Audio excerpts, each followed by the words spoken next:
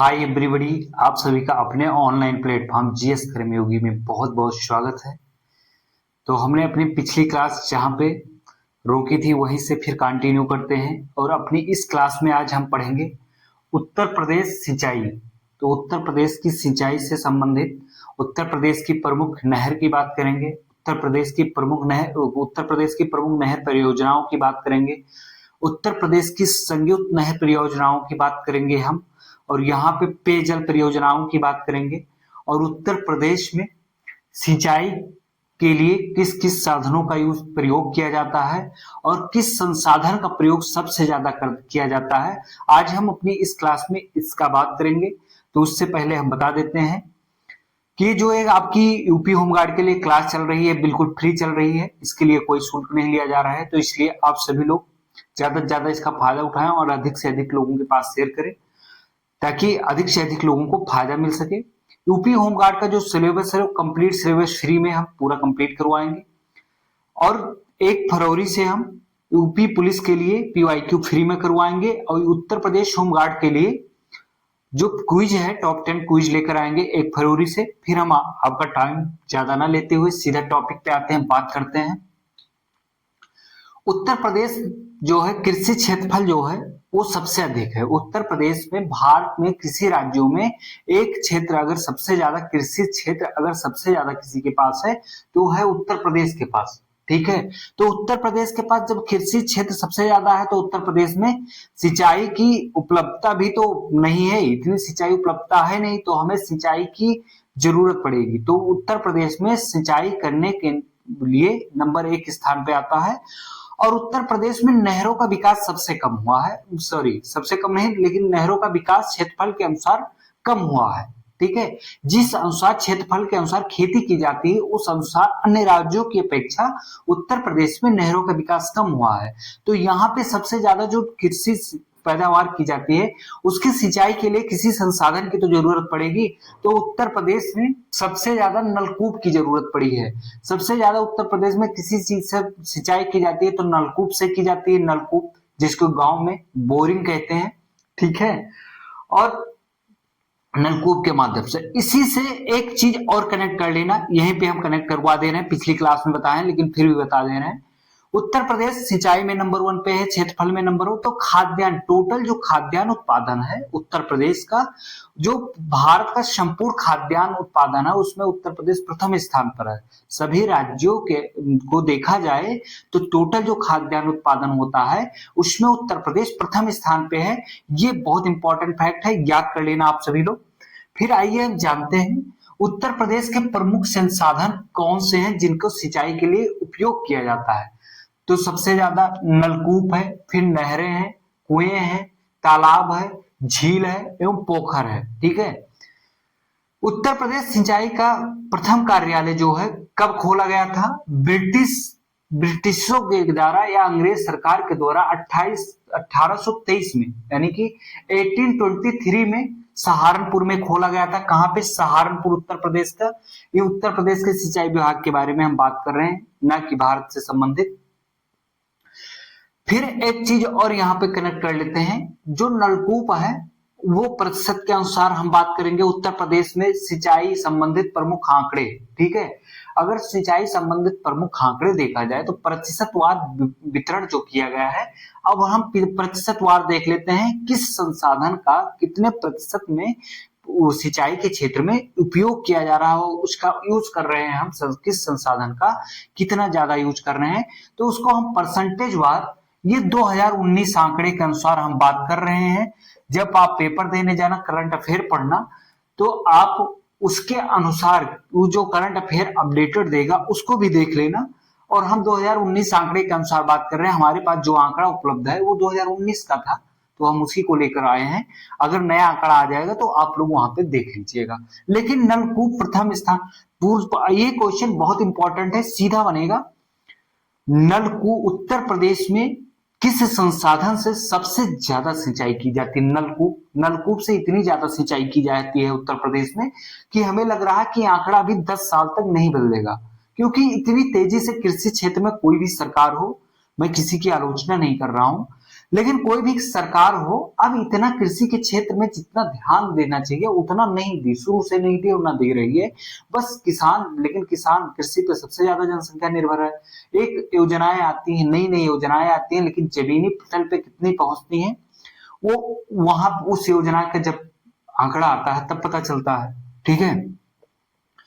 नलकूप जो है वो नलकूप से सिंचाई जो है 74 पॉइंट यानी कि 74.6%। देखिए इतना बड़ा आंकड़ा है 74.6%। कारण यह है कि उत्तर प्रदेश में जो है नहरों का विकास सुचारू रूप से नहीं हो पाया, और जितनी नहरों की विकास हुआ है उसके अनुसार जो हुआ है इसके अपेक्षा देख लीजिएगा कितना आंकड़ा, नहर का आंकड़ा आप जब देखेंगे तो देखेंगे आप पाएंगे कि बहुत पीछे है। तो इसलिए 10 साल आंकड़ा बदलने वाला नहीं है। आप नलकूप याद करके रखना कि उत्तर प्रदेश में सबसे ज्यादा सिंचाई की जाती है तो नलकूप से की जाती है। नहर किससे सिंचाई कितनी की जाती है, कितने प्रतिशत भूभागों में? 15.2%। ठीक है, कितने? 15.2% क्षेत्र में। कुआं से, जो गांव में कुआं खुदे होते हैं, ग्रामीण सभ्यता में पहले गांव में कुएं होते थे, हर ग्राम में हर गांव में एक दो कुएं होते थे। कुएं का पानी निकाल के लोग पीते थे। कुएं के पानी जो होता है वो नीचे से जो रिसाव करके, बालू से रिसाव करके फिर ऊपर आता है, वो आरओ का काम करता था। आज का जो आरओ है, ठीक है, इतना बेहतरीन आरओ आ रहा है, लेकिन कोई आरओ उस फिल्टर कुएं के पानी को अगर शुद्धता से, अगर साफ सफाई से रखा जाए तो कोई भी आरओ कुएं के पानी को टक्कर नहीं दे पाएगा। इसलिए देखिए पहले के लोग बीमार नहीं होते थे, उनके पास नई नई डिजीज नहीं आ रही थी। आज देखिए नई नई डिजीज पैदा हो रही, क्योंकि हमारे खान पान अशुद्ध हो गए। पानी जो आपके सबसे महत्वपूर्ण है, आपकी बॉडी के लिए, आपके हेल्थ के लिए सबसे महत्वपूर्ण पानी है। तो जब आपको पानी ही शुद्ध नहीं मिल रहा है तो आपके पास एक नई नई डिजीज आ रही है, बीमारियां आ रही है। कुआं से जो है 8.8% सिंचाई की जाती है। तालाब यानी कि झील आदि से, ठीक है, 0.6%। अन्य से 0.8%। ठीक है, ये आंकड़ा याद रखना। ये आंकड़ा आपके पेपर में सीधा मिलाने के लिए आ सकता है, तो आंकड़ा आप याद कर लेना और इसको नोट्स में बनाते रहना, और अच्छे से नोट्स बना के एक बार दो बार पढ़ेंगे तो याद हो जाएगा। फिर हम देखेंगे उत्तर प्रदेश की संयुक्त नहर परियोजनाएं। उत्तर प्रदेश की संयुक्त नहर परियोजनाएं क्या है, एक लाइन में समझ लेते हैं। संयुक्त नहर परियोजनाएं वो हैं जो एक प्रदेश से दूसरे प्रदेश में भी वो नहर के माध्यम से उस राज्य, एक राज्य से अधिक राज्य के क्षेत्रफल लाभान्वित होते हैं, कृषि क्षेत्र लाभान्वित होते हैं, या पेयजल में उपयोग किया जाता है। तो कई राज्य मिला के या एक से दो अधिक राज्य मिला के संयुक्त परियोजनाएं बनाई जाती हैं। ये केंद्र सरकार द्वारा की जाती है। ठीक है। हथिनी कुंड बैराज जो है यमुना नदी पे है, वेरी इंपॉर्टेंट है। कितने राज्यों के बीच है ये? 5 राज्यों के। हथिनी कुंड बैराज जो है यमुना नदी पे है उत्तर प्रदेश का। कितने राज्यों के बीच है? 5 राज्यों के बीच संयुक्त परियोजनाएं हैं। हम आइए जानते हैं कौन कौन से राज्य है। उत्तर प्रदेश, दिल्ली, राजस्थान, हरियाणा, हिमाचल प्रदेश, ये 5 राज्य हैं। फिर से एक बार देख लेते हैं। उत्तर प्रदेश, दिल्ली, राजस्थान, हरियाणा एवं हिमाचल प्रदेश, इन 5 राज्यों की संयुक्त परियोजनाएं हथनी कुंड बैराज जो है 5 राज्यों की संयुक्त परियोजनाएं हैं। ये बहुत महत्वपूर्ण है, आप लोग याद रखना। ठीक है। नहीं, कोई भी राज्य अगर पूछा जाएगा 4 ऑप्शन में आएगा, तो अगर आपको एक भी प्रदेश मिस कर रहे हैं तो गलत हो जाएगा तुरंत। बाण बांध जो है सोन नदी पर है। उत्तर प्रदेश में बाण बांध जो है सोन नदी पर है, और ये उत्तर प्रदेश, मध्य प्रदेश और झारखंड 3 राज्यों की संयुक्त परियोजनाएं हैं। बाण बांध सोन नदी पर है, उत्तर प्रदेश, मध्य प्रदेश और झारखंड की संयुक्त परियोजनाएं हैं। 3 राज्यों की संयुक्त परियोजनाएं हैं। राजघाट जो है, राजघाट बैराज जो है, राजघाट बांध जो है बेतवा नदी पे है, बहुत महत्वपूर्ण है। राजघाट बहुत महत्वपूर्ण है, बहुत बार आपको सीधा सीधा पेपर में मिलने वाला है। राजघाट जो है आपका सीधा सीधा पेपर में मिलेगा। बेतवा नदी पर है राजघाट। उत्तर प्रदेश और मध्य प्रदेश की संयुक्त परियोजनाएं हैं, संयुक्त नहर परियोजनाएं हैं। आइए हम फिर जानते हैं गोकुल बैराज। जो आपका गोकुल बैराज है ये यमुना नदी पे बनाया गया है। यमुना नदी में जब बारिश के महीने में पानी जो है ज्यादा हो जाता है, बाढ़ को नियंत्रित करने के लिए गोकुल बैराज बनाया गया। वहां पे जल को एकत्रित करके जल को एकत्रित किया जाएगा और उस जल को पेयजल के रूप में उपयोग किया जाएगा। और वो किस जिले के लोगों को लाभान्वित होगा? मथुरा के लोगों को लाभ मिलेगा उसका। तो गोकुल बैराज का जो बैराज बनाए गए हैं, इसका पानी पीने के लिए उपयोग करने के लिए इसको एक्स्ट्रा बना के बैराज में जमा किया जाता है। तो इस प्रकार ये सिंचाई के, अभी हम इसी में सबसे महत्वपूर्ण टॉपिक है जो नहरों, कौन सी नहर किस नदी पे है और कौन सी नहर किस नदी से निकली है। आप लोग स्क्रीनशॉट ले लीजिए, आगे हम इसी क्लास में बात करते हैं। आप लोग पहले स्क्रीनशॉट ले लीजिए, फिर हम बात करते हैं।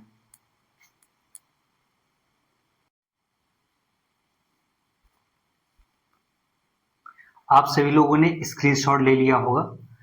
तो फिर हम उत्तर प्रदेश सिंचाई की बात करते हैं। तो बात किए थे उसमें, अब सबसे इंपॉर्टेंट चीजें जो है, जो सबसे इंपॉर्टेंट टॉपिक है, अब हम उसमें आगे पढ़ते हैं। उत्तर प्रदेश की प्रमुख नहर परियोजनाएं, यहाँ पे की लिख दीजिए, उत्तर प्रदेश की प्रमुख नहर परियोजनाएं। अब हम यहाँ पे इस टॉपिक में जानेंगे कि परियोजना, कौन सी नहर परियोजना कौन सी है, किस नदी पे है, या किसका उद्गम किस स्थान से हुआ है। ये आपके पेपर के पॉइंट ऑफ व्यू से बहुत इंपॉर्टेंट है, वेरी इंपॉर्टेंट, क्योंकि यहाँ से हम आपको बता रहे हैं कि 1 से 2 क्वेश्चन जरूर पूछा जाएगा। आप जाएंगे पेपर देने तो देखेंगे कि यहाँ से हूबहू क्वेश्चन ऐसे सेम मिलेगा, और आप अगर यहाँ पे स्किप कर देंगे तो थोड़ा चीजें आपके लिए बहुत कठिनाई भरी चीजें बन जाएंगी। तो इसलिए आसानी से समझने के लिए आइए समझ लेते हैं। फिर हम जानते हैं कौन सी परियोजना किस नदी पे है। तो गंडक नहर जो है, गंडक नहर बूढ़ी गंडक नदी पे है। किस नदी पे है? गंडक नहर बूढ़ी गंडक नदी पे है। इसका उद्गम कहां से हुआ? बूढ़ी गंडक का नेपाल से हुआ। कहां से हुआ मेरे दोस्त? नेपाल से हुआ है। नेपाल जो उत्तर प्रदेश के बगल जो देश है नेपाल, उत्तर प्रदेश एकमात्र अंतरराष्ट्रीय सीमा किसी देश से सीमा लगती है किसी देश से तो उत्तर प्रदेश की तो नेपाल से लगती है। ये वेरी इंपॉर्टेंट है। और उत्तर प्रदेश के कितने जिले नेपाल से लगते हैं ये आप लोग कमेंट में जरूर बताना, ठीक है। बेतवा नहर जो है, बेतवा नहर जो है बेतवा नदी पे है। ये कहां पे है? इसका उद्गम कहां से हुआ? वेरी इंपॉर्टेंट, ये सब बहुत इंपॉर्टेंट चीजें हैं मेरे दोस्त, मेरे बहना, मेरे भाई। अगर आप स्किप कर दिए तो बहुत कठिनाई हो जाएगी आपके लिए एग्जाम में, और आपके क्वेश्चन पेपर देखने के बाद सिर्फ सांस फूलेंगे और आप लंबी लंबी सांस लेंगे और कुछ नहीं कर पाएंगे। लेकिन यहाँ पे अगर अच्छे से पढ़ लिए, नोट्स बना लिए, तो आपकी सांस नहीं फूलनी, आप जाएंगे खटाक से टिक लगा के चले आएंगे। बेतवा नहर जो है बेतवा नदी पे है। परीक्षा यानी कि परीक्षा झांसी में है। इसका उद्गम परीक्षा बांध झांसी से होता है। धसान नहर जो है ये बेतवा नदी पे है। किस नदी पे? धसान नहर बेतवा नदी पे है। इसका उद्गम कहां से हुआ? झांसी से हुआ है। कहां से हुआ मेरे दोस्त? झांसी से हुआ। रानी लक्ष्मीबाई बांध, वेरी इंपॉर्टेंट, रानी लक्ष्मीबाई बांध किस नदी पे है? बेतवा नदी पे है। ये इसका उद्गम कहां से हुआ है? माता टीला। माता टीला किस जिले में है? झांसी में है। बेलन टोंस नहर, बेलन टोंस नहर जो उत्तर प्रदेश की बेलन टोंस नहर परियोजना जो है ये किस नदी पर है? बेलन नदी पर है। इसका उद्गम कहां से हुआ? रीवा। रीवा जो है प्रयागराज से इसकी सीमा लगती है। रीवा जो है मध्य प्रदेश में है। रीवा जिला जो है मध्य प्रदेश में है। मध्य प्रदेश से उत्तर प्रदेश के प्रयागराज से इसकी सीमा लगती है, जहां से आपकी क्लास संचालित हो रही है। ये क्लास जो आपकी संचालित हो रही है प्रयागराज से ही संचालित हो रही है। तो हमीरपुर, हमीरपुर नहर परियोजना जो है यमुना नदी पे है। ये इसका उद्गम कहां पे हुआ है? हमीरपुर जिला। हमीरपुर जिला उत्तर प्रदेश में एक जिला है हमीरपुर। रिहंद घाटी परियोजना, रिहंद घाटी नहर परियोजना किस नदी पे है? रिहंद नदी पे है मेरे दोस्त। इसका उद्गम किस नदी से? इसका उद्गम कहां पे हुआ? पिपरी। पिपरी किस जिले में? सोनभद्र, याद रखना पिपरी जो है सोनभद्र में है। ललितपुर नहर परियोजना जो है ये सहजाद नदी पे हुआ। कहां से? ये ललितपुर नदी परियोजना किस नदी पे है? तो ये सहजाद नदी पे है। सहजाद नदी का ये इसका उद्गम कहां पे हुआ है? ये ललितपुर में हुआ। ललितपुर एक जिला है उत्तर प्रदेश में। चंद्रप्रभा बांध, वेरी इंपॉर्टेंट, चंद्रप्रभा बांध किस नदी पे है? चंद्रप्रभा बांध परियोजना किस नदी पे है? चंद्रप्रभा नदी पे है। ये सीधा सीधा आपके परीक्षा में पूछा जाएगा। चकिया चंदौली से। इसका उद्गम कहां से है? चकिया चंदौली, प्रयागराज वाला चकिया नहीं मेरे दोस्त, चकिया चंदौली में है, वहां से इसका उद्गम स्थल हुआ है। मेजा जलाशय परियोजना जो है ये किस नदी पे है? बेलन नदी पे है। कहां पे है? बेलन नदी पे। और बेलन नदी पे है, और मेजा जो है प्रयागराज में है। इसका उद्गम कहाँ है? मेजा में हुआ। मेजा एक जगह है, प्रयागराज में है। ठीक है। अहरौरा बांध, अहरौरा बांध जो है आपकी किस नदी पे है? अहरौरा बांध परियोजना गडई, गडई नदी का क्या नाम है?